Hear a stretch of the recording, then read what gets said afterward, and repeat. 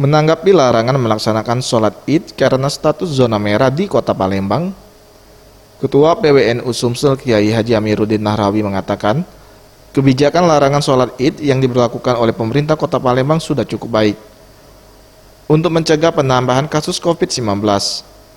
Namun pemberlakuan larangan ini harus ditindaklanjuti dengan serius, dengan memantau masyarakat secara langsung karena kemungkinan masih ada yang melaksanakan sholat Id.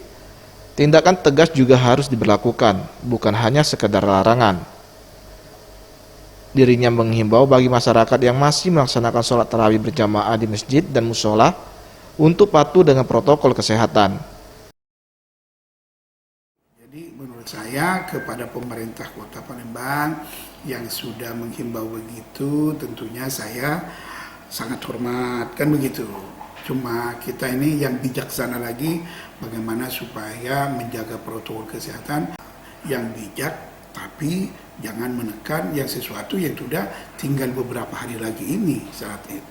Tentu nanti tentunya saya menghimbau juga kepada 17 kabupaten kota, karena di Sumatera Selatan ini mayoritas masjid dan musala itu adalah Nahdlatul.